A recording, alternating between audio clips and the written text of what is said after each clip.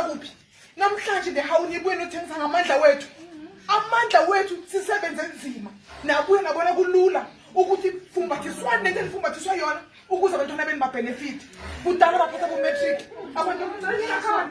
Ngicela ngingakhani abantwana beni benza imatric.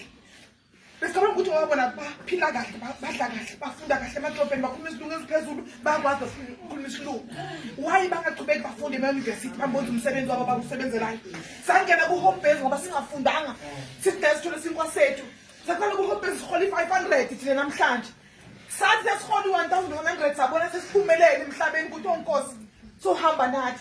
Sathi sihola i-2,200 besicelebrate ukuthi namhlanje siyahola ngoba sisebenzile.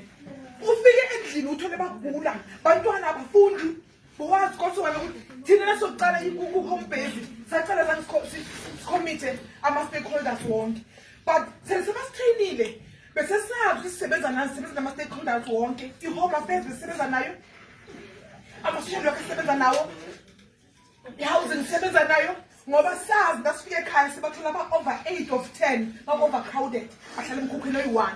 Besazi konke sicommunicate nani nekhansela ukuthi babakhansela emzini ososifike njengoba besirejista ugogo uyagula udinga i-wheelchair, ugogo akayitholi i-grant ukuthi inkinga yini, ugogo akana-ID or ugogo une-ID yakhe yalahleka.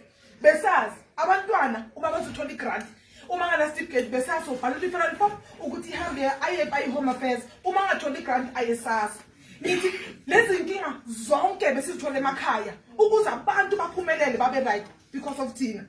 Namhlanje nehawu kuwe kulula ukuthi uhlale etafuleni nomchashi ngoba sazi kahle ukuthi yini benihlale nomchashi nanoma ku-assess abantu ba-interview abantu lapha. I-interview yangu-24 nge-Christmas Eve ngo-8 ikora nofu besavuliwe kwenziwa ama-interview ngo-8 ebusuku. Ngangicala ukubona ukuthi ku-interview uyahlala uze kushaya u-8 uze kushaya u-9 uze kushaya u-11 ngilapha.